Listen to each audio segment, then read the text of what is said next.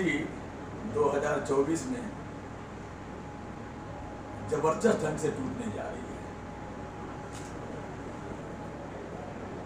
जैसे 3 बार हैट्रिक मारने वाले सांसद ऐसे कमलेश पासवान जी, क्या आप इस बार उनको मात दे पाएंगे?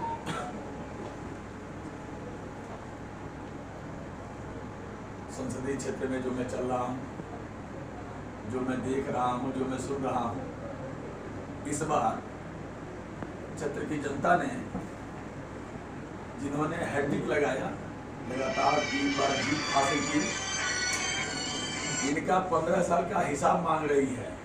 और इन्हीं भर का नहीं, जो इनसे पहले 5 साल इनकी माता श्री रही, उसका भी हिसाब मांग रही है। बात यहीं तक नहीं, जो इनके जो अनुज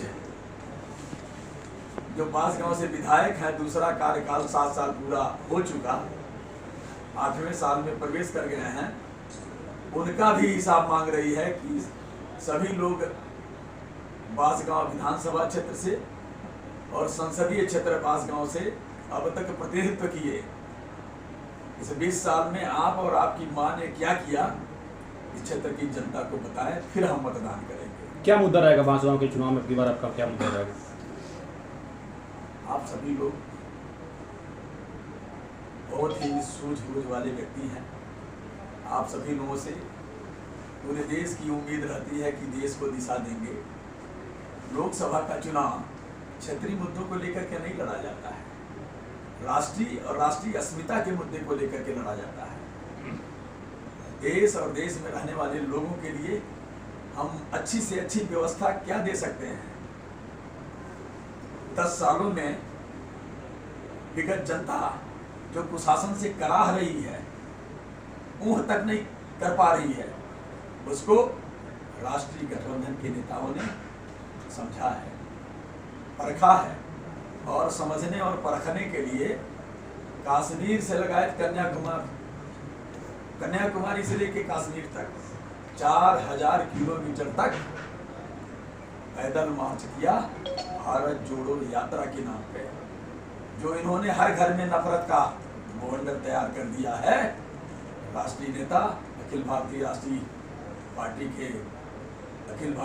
कांग्रेस पार्टी के पूर्व राष्ट्रीय अध्यक्ष, जिन पर इस देश और पूरी दुनिया की निगाहें लगी हुई हैं, माननीय श्री राहुल गांधी जी ने नफरत छोड़ो भारत जोड़ो का नारा बुलंद करके जो 4000 किलोमीटर का पैदल मार्च किया, देश की भावना को समझने का प्रयास किया, देश की कराह को सुनने का प्रयास किया। बात यहीं तक नहीं रुकी, उन्होंने उत्तर से दक्षिण तक लगभग 6000 किलोमीटर का यात्रा करके भारत जोड़ो न्याय यात्रा निकाले। भारत जोड़ो न्याय यात्रा क्यों निकालनी पड़ी, पूरे देश के लोग जानते हैं। जैसे मोदी जी के जितने कार्यकर्ता पूरी हो जाने दें, पूरे देश के लोग जानते हैं, पूरे देश के लोगों का भरोसा यदि अटूट और अडिग रहता है तो इस देश की सुप्रीम कोर्ट पे है।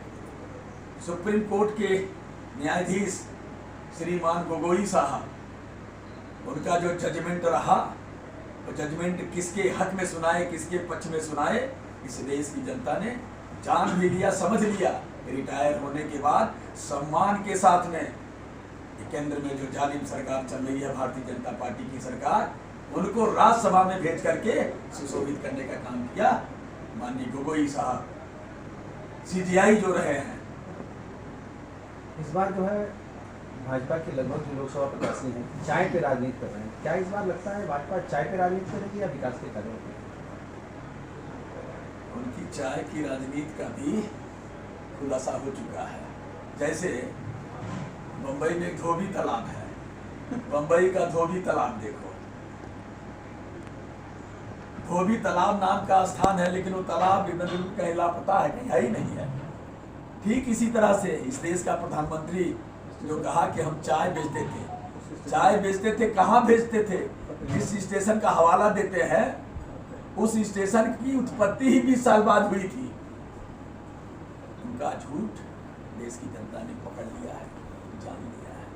ईडी सीबीआई के भय से लोग इसमें बोल नहीं रहे, क्या कहेंगे आप? जब अंग्रेजों का जालिम जुल्म था तब इस देश के लोगों ने भय की परवाह नहीं की। ये सवाल, इस देश को जो बेहतर बनाना चाहते हैं, सुंदर भारत बनाना चाहते हैं, इस देश को अखंड रखना चाहते हैं, समरसता में विश्वास रखते हैं, विश्व बंधुत्व में विश्वास रखते हैं, भाईचारा में विश्वास रखते हैं, वो अपने आप को कुर्बान कर देंगे। भय उनके सामने कोई माने नहीं रखेगा।